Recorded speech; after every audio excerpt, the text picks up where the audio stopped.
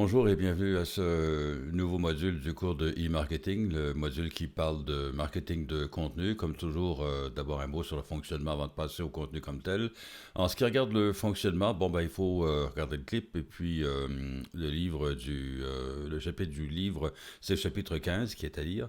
Vous devez rédiger une page sur le marketing de contenu, peut-être nous partager du contenu que vous trouvez particulièrement utile ou intéressant, ou nous présenter un système de gestion de contenu que vous trouvez utile, bien fait, ou peut-être que vous-même vous œuvrez dans le domaine du marketing de contenu et vous voulez partager une opinion, une perspective sur cette activité-là. Ensuite, en ce qui regarde vos travaux personnels, bon, certification, les choses vont, je pense, relativement bien. Je me souviens avoir lu le journal d'un étudiant qui disait avoir échoué dans sa certification et qui semblait avoir jeté l'éponge. Il reste encore un mois pratiquement pour terminer. Alors, je vous conseillerais, si vous avez échoué la première tentative, de reprendre pour réussir à obtenir votre certification. Franchement, c'est pas la note dans le cours qui importe le plus, mais le fait que vous ayez réussi une certification professionnelle, je pense, va constituer pour vous un élément significatif, ne serait-ce que parce que vous aurez confiance en vos capacités d'être certifié pour une plateforme professionnelle, mais aussi pour le signal que ça envoie au marché du travail.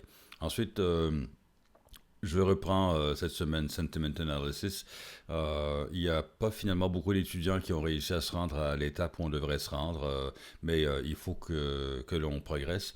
Et puis, pour ceux qui sont actifs là-dedans, je pense qu'il y a une bonne nouvelle. On verra que Vader, la technique automatisée, est aussi performante à peu près qu'un humain pour évaluer le sentiment d'un commentaire. Et la semaine prochaine, on va traverser, je pense, quelques millions de commentaires afin de voir, de démontrer l'efficacité de la technique et commencer aussi à voir comment l'analyse automatique peut être utile pour certains cas particuliers.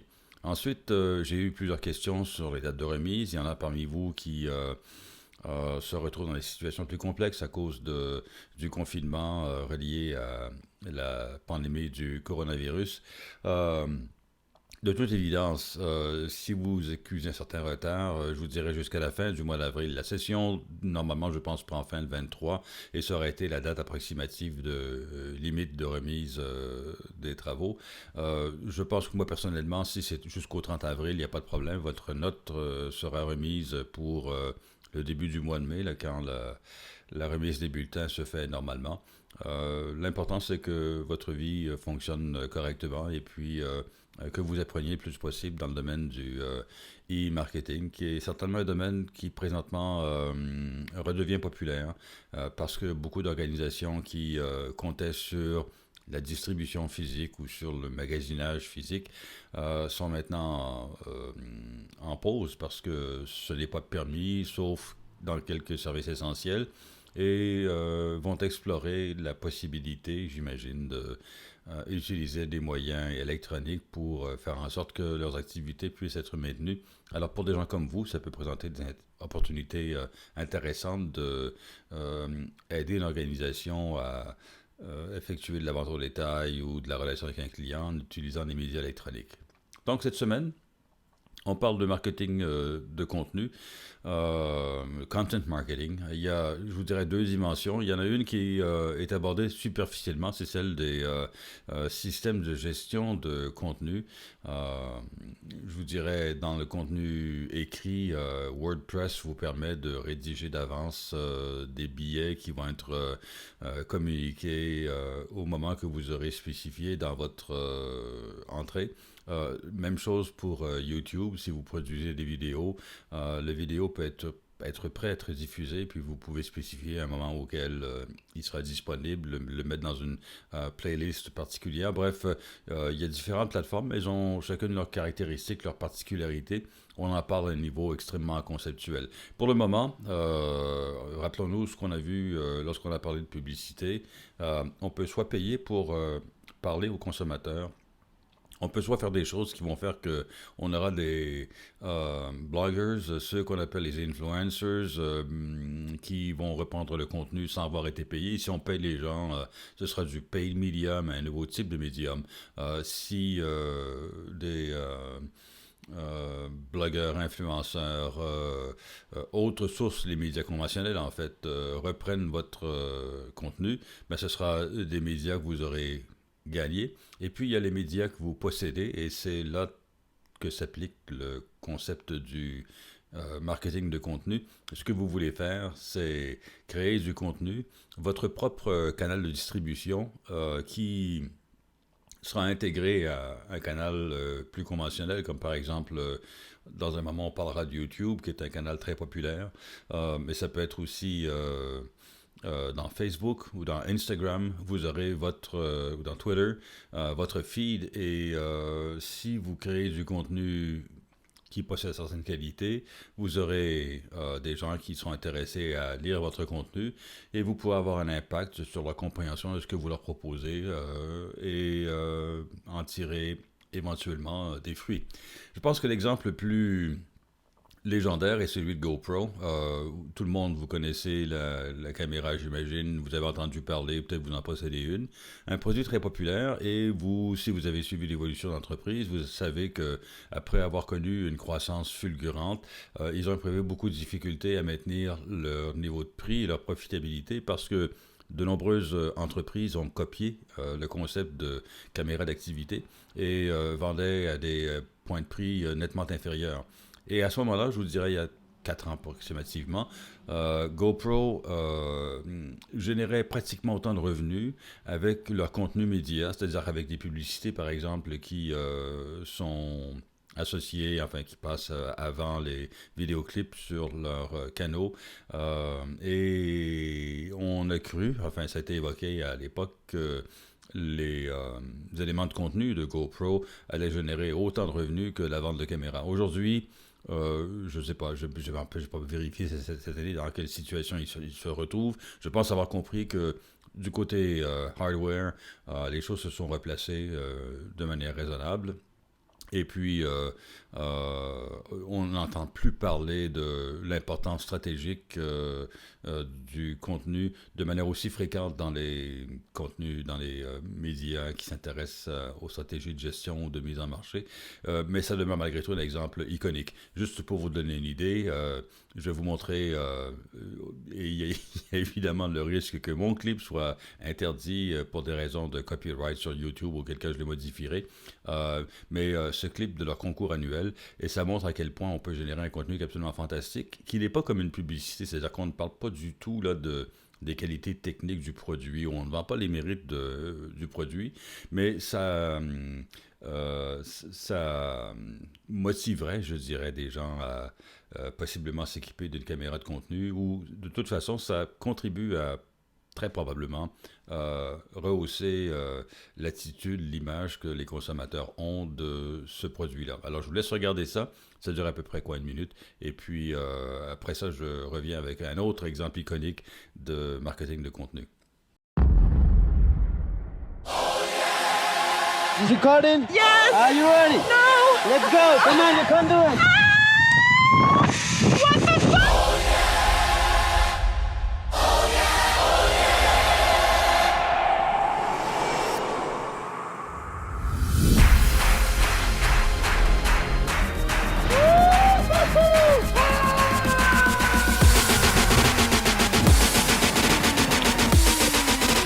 Going for the catapult! 5, 4, 3, 2, 1, zero!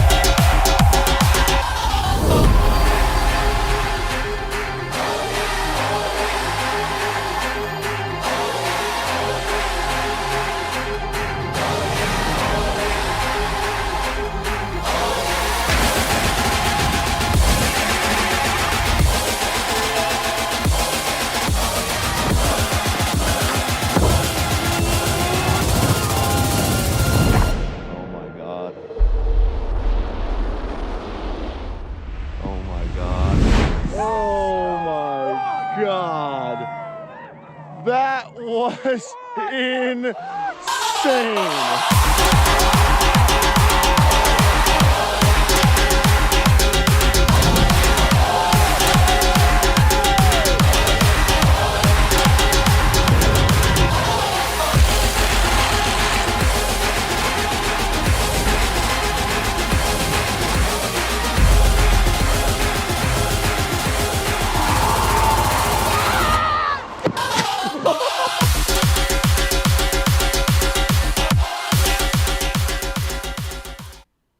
Ouais, donc, assez remarquable comme clip. Je pense un excellent exemple de ce que c'est que le marketing de contenu. Vous pouvez appuyer sur pause, regarder à nouveau ce clip-là si vous voulez en allant sur le site de GoPro. Et jetez un coup d'œil, parcourez la structure de leur site et vous allez voir, c'est, je pense, un des meilleurs exemples de très haute qualité de marketing de contenu. Autre exemple légendaire, c'est celui de Coca-Cola. Dans différents cours que j'enseigne, très souvent on fait référence à leur Happiness Machine, les distributrices qu'on a installées souvent dans différents campus universitaires. Et ils ont introduit une stratégie de création de contenu qui a fait école. Il y a des cas de Harvard où on utilise Liquid and Linked, qui étaient les terminologies utilisées pour décrire la philosophie de Coca-Cola. Et je pense que c'est au niveau d'exécution. Évidemment, Coke a beaucoup de ressources. Ils peuvent consacrer des sommes importantes à créer du contenu. Ils ont toujours des budgets de communication qui sont très substantiels. Mais j'avoue franchement que dans leur philosophie, les boîtes avec lesquelles ils ont travaillé il y a quelques années et l'équipe administrative, les vice-présidents concernés par ça, ont fait un travail absolument remarquable. Et là aussi, un extrait du clip qui introduit la philosophie de création de contenu. Content 2020. How the Coca-Cola Company will evolve its approach to the creative agenda on its key brands. We will move from creative excellence to content excellence.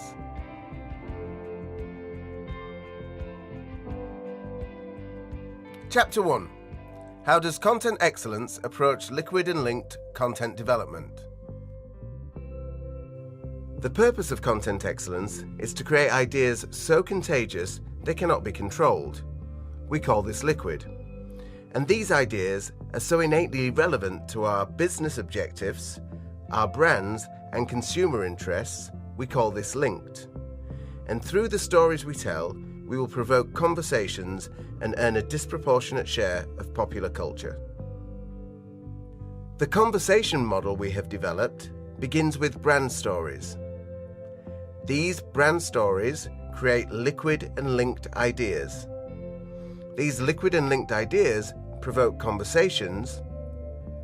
Then we need to act and react to those conversations 365 days a year.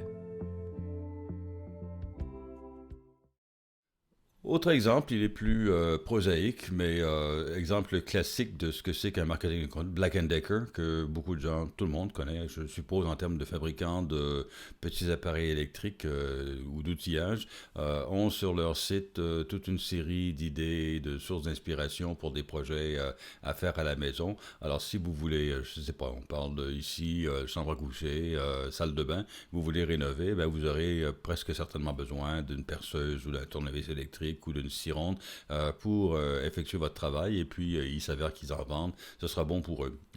C'est bon aussi, encore une fois, le concept de marketing de contenu typiquement n'est pas de parler des détails du produit, ce n'est pas de la publicité où on veut relier étroitement un produit à une forme de communication. C'est simplement du contenu qui va faire en sorte que le nom d'entreprise va demeurer dans votre ensemble évoqué et quand vous aurez à vous procurer une solution à un besoin que vous éprouvez, ben, c'est lorsque vous irez dans une grande surface ou maintenant lorsque vous magasinerez en ligne pour vous procurer un outil électrique, le nom de Black & Decker va être relié à une émotion positive parce que vous aurez été exposé à du contenu qui est positif. Dans le bouquin comme tel, on a ce modèle qui explique la stratégie de marketing de contenu. Et ce qu'on voit, il y a 4 ou 5 composantes. Première chose, il faut penser à la cible et aux objectifs de notre programme. Écoutez, en gestion, on fait toujours ça. Pourquoi on fait quelque chose afin de guider notre ligne de conduite, notre action.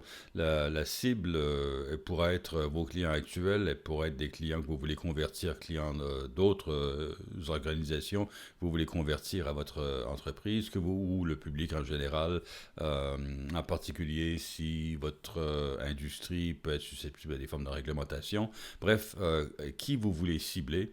Ce qui va largement déterminer comment vous allez diffuser votre contenu et puis quels sont les objectifs que vous poursuivez dans votre campagne de contenu. Une fois qu'on sait pourquoi et qui, on va déterminer quel contenu on va créer. On pourra, et c'est là très fréquemment, utiliser des personas ou parler à ces gens-là pour comprendre quelle est leur façon de concevoir la vie, et puis où on va distribuer le contenu. Vous aurez des décisions à prendre. Est-ce que c'est du contenu vidéo? On parlera la semaine prochaine de contact par vidéo. C'est devenu une forme extrêmement populaire. Alors YouTube est un des médias sociaux les plus consultés. J'ai parlé à quelques reprises de TikTok, qui est un médium social qui est à l'explosion et qui privilégie la forme vidéo courte. Donc, c'est une façon très efficace de communiquer avec un grand nombre de gens. Mais il y a aussi le texte, les blogs et les contenus que l'on lit sont très populaires. Idéalement, ce que vous allez vouloir faire aujourd'hui, c'est émailler votre contenu de texte d'images. Vous avez eu, comme moi, l'évolution au fil des années de médias sociaux comme Facebook, qui contient de plus en plus d'images, et c'est ce qui attire votre regard et qui vous amènera à cliquer pour suivre le lien. On a vu que Facebook est progressivement devenu Instagram. Évidemment, c'est pas la façon correcte de l'écrire, mais Instagram a remplacé Facebook chez un bon nombre de gens, en grosse partie parce que c'est du contenu qui est davantage graphique plutôt que textuel. Bref, vous devrez réfléchir à quelle est la plateforme sur laquelle vous voulez distribuer votre contenu pour que le contenu créé soit approprié à votre cible. Ensuite, le workflow. Qui fait quoi? Vous pouvez générer le contenu à l'interne, vous pouvez l'outsourcer à vos consommateurs, vos clients. Pensons vraiment encore une fois à GoPro. Le début, initialement, leur succès a été causé par leurs consommateurs, leurs utilisateurs qui mettaient des clips capturés à l'aide d'une GoPro. Très souvent des athlètes extrêmes qui, en vélo, en ski, en planche de surf, capturait des images absolument géniales et ça constituait cette bibliothèque intéressante de matériel à partager. Et GoPro a établi un service de curation, je ne sais pas comment on dit en français, mais de gestion de ces contenus-là, enfin on enlevait les contenus qui étaient nuls, on va mettre en avant les contenus les plus intéressants, peut-être en éditant de vidéos, etc., etc. Et donc, c'est intéressant, utile, important de pouvoir capturer ce style d'input où vous pouvez embaucher des consultants, des boîtes de communication qui vont créer du contenu pour vous, qui est une approche plus, je vous dirais, traditionnelle, mais souvent très utile. Donc, soit vous avez à l'interne quelqu'un qui est responsable de rédiger du texte, ou de capturer et de produire des vidéos, ou de capturer et produire des photos, ou ce sont vos consommateurs, ou ce sont des consultants, ou un mix de tout ça qui va être utilisé pour créer votre contenu. Et puis, il y a la question de la gouvernance. Dans la gouvernance, la gestion. Bon, il y a ce terme, encore une fois, j'utilise curation et que je trouve utile, même en français, pour définir l'acte de sélectionner quels sont les contenus qui sont utiles, comment les adapter, comment les présenter. Donc, ce sont les 4 éléments centraux de la stratégie fondamentale de gestion de contenu. Encore une fois, qui se distingue, je pense, en termes de conceptuel, philosophique de la publicité, où on veut créer un contenu qui est intéressant d'un côté éditorial. Il faut que ce que vous présentiez captive l'auditoire et qu'indirectement on associe le contenu à votre entreprise et vous en tirerez là des bénéfices.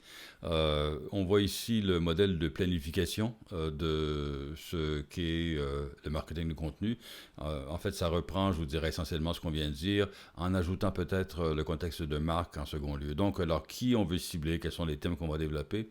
En termes de marque, quelle est la valeur essentielle de la marque que l'on veut communiquer à travers ce marketing de contenu? Ensuite, il faut réfléchir au contexte dans lequel le contenu sera vu. Ça, c'est le point of view, la perspective du consommateur qu'il faut essayer de comprendre. Lorsqu'on parle de persona, c'est pas uniquement pour avoir une image approximative qu'on colle sur le coin de l'ordinateur, de notre écran, lorsqu'on se met à créer du contenu pour quelqu'un, mais c'est essayer de comprendre comment cette personne-là, elle, voit la vie, le monde. Reprenons le cas de GoPro. Alors, c'est clair qu'on vise un type démographique. Ce sont des gens actifs qui vont être intéressés, captivés par ce genre de clip-là. Et on va développer, renforcer ce trait de caractère-là avec le contenu qui leur sera présenté. On n'a pas beaucoup d'images de GoPro de quelqu'un qui marche dans une rue marchande et qui regarde des boutiques. Même oublions la pandémie. Ça ne correspond pas au style d'activité.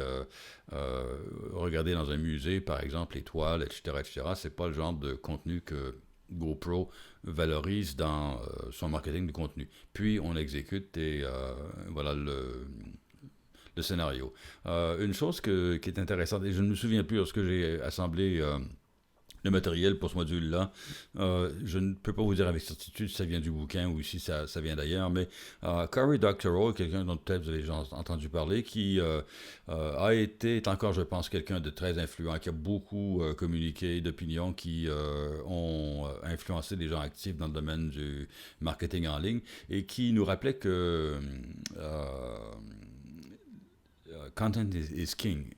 C'était Bill Gates qui, il y a de nombreuses années, s'était mis à se procurer du contenu en disant que maintenant l'Internet était devenu une commodité, que les machines étaient devenues des commodities, des produits sans beaucoup de valeur distinctive, et que c'était plutôt le contenu qui était très important. Et Encarta est un exemple, et puis les banques de données, d'images, etc., étaient considérées comme étant le prochain type d'actif qui allait avoir une valeur importante. Et ce que Dr. Rhodey non, c'est inexact. Le contenu n'est pas si important que ça. Ce qui est important, c'est la conversation. Alors, on voit ici « Conversation is king ». Et dans la phrase que vous avez dû lire pendant que je vous racontais n'importe quoi, c'est ce qu'il vous dit, c'est que si vous avez le choix entre un ami ou un film que vous apporterez sur une île déserte, vous allez préférer un ami. Je ne sais pas en fait s'il a raison, mais son argument est que la perspective de nombreuses conversations variées et qui changent en fonction de l'évolution du contexte dans lequel vous vivez est plus intéressant que même le meilleur film que vous pouvez imaginer. Et ça rejoint exactement ce qu'on a vu pardon, il y a quelques minutes lorsqu'on voyait la stratégie Liquid and Linked de Coca-Cola. C'est l'idée en créant du contenu de provoquer des conversations. C'est ça qui est important. Ne pas avoir un œil rivé sur le contenu comme tel, mais faire parler les gens. Je reviens encore une fois avec GoPro, le genre de contenu que l'on publie sur leur canal YouTube est un contenu qui est, enfin moi je trouve absolument remarquable et qui fera souvent l'occasion de partage. Très très facile d'imaginer qu'un clip va devenir viral et c'est là l'objectif qui est recherché. Chez Coke, même chose, leurs Happiness Machines, ce sont des trucs qui font parler. Si ça ne faisait pas parler, ce serait beaucoup moins intéressant, ce serait pratiquement impossible en fait de justifier l'effort de création de contenu. Ensuite, dans le bouquin, on parle de différents types d'éléments de contenu qu'on peut imaginer vouloir produire. Alors, on peut s'intéresser à la notoriété ou au comportement, aux achats. Ça peut être un accent qui sera, on parle d'émotionnel, affectif, ou un accent qui est mis sur l'aspect rationnel. Et donc, on va soit éduquer, divertir, inspirer ou convaincre les gens en fonction de... Et ils ont tenté de placer, c'est un effort intéressant, sur cette carte-là, différents types d'éléments de contenu. Moi, je vous dirais, l'aspect intéressant du diagramme, outre le positionnement, on peut vraiment critiquer est-ce qu'un checklist est plus rationnel qu'émotif, ça inspire ou ça convainc. Pas très clair, mais l'idée de croire ou de penser qu'un checklist est un type de contenu qui peut valoir la peine d'être développé par notre entreprise, ça constitue un élément, je vous dirais, utile. Alors, on peut avoir soit des vedettes qui nous appuient, on peut chercher à avoir du contenu viral, des quiz, une série de questions, des vidéos, des articles infographiques, des guides, des rapports de tendance, des communiqués de presse, des bouquins on va rédiger, des informations de type nouvelles, vidéos, démos, bon, ça va, des rapports, des démos interactifs, des événements, etc., etc. Alors, on voit toute la batterie d'éléments qui peuvent constituer des arsenals, enfin un élément d'arsenal dans notre programme de communication via du contenu. On voit ici, autre élément, je pense, utile dans le chapitre du bouquin, c'est ce cheminement, le processus de création et de gestion de marketing de contenu. Première étape, la recherche, on veut savoir à qui on va parler et ce qu'ils ont dans leur horizon conceptuel. Ensuite, on va créer le contenu, on va écrire ou faire des photographies ou créer du vidéo, on va revoir ce contenu, on va le réviser. La boucle ici, elle est particulièrement, je pense, pensée en fonction de médias écrits. Ça, c'est classique dans le domaine de l'écrit. Dans le domaine du vidéo, je ne sais pas si parmi vous, il y en a qui travaillent dans la vidéo. Généralement, ce sera au niveau du script initial qu'on va boucler comme ça. Puis ensuite, il y aura l'exécution et puis on va regarder... un premier jet avant de faire le montage final, c'est légèrement différent. Une fois que le produit est fini, on va passer à la phase d'approbation et on va téléverser l'élément de contenu sur la plateforme de CMS.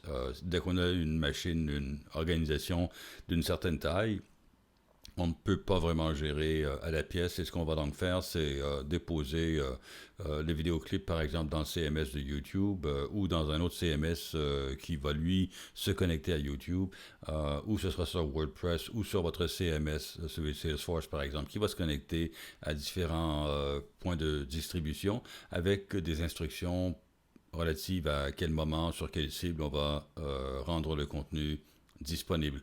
Une fois que c'est téléchargé, téléversé, on va regarder quel est l'impact sur la page. On va, avant que ce soit largement diffusé, s'assurer que le contenu ressort correctement, qu'il n'y a pas de problème. Et une fois que c'est fait, on fixe la date et on attend que le moment de publication intervienne et bingo, on a cyclé à travers le processus. Et ça résume ce qu'on avait à dire à peu près dans le domaine de gestion de contenu marketing ou marketing de contenu. Dernier concept qui m'apparaît intéressant, vous pouvez avoir deux grandes approches, l'approche stock versus l'approche flow. L'approche stock veut dire qu'on va investir des sommes considérables pour avoir du contenu de très haute qualité et le contenu sera durable, il sera dans notre librairie. Alors pensez peut-être à Black & Decker, on va investir une somme plus ou moins importante pour créer une vidéo qui montre comment rénover sa salle de bain, par exemple. Les gens, au fil des semaines, mois, années, vont retourner sur le site et vont regarder de quelle façon on s'y prend, quelles sont les différentes étapes, etc., etc., etc. Et c'est comme ça qu'on va rentabiliser l'investissement qu'on a fait dans le contenu.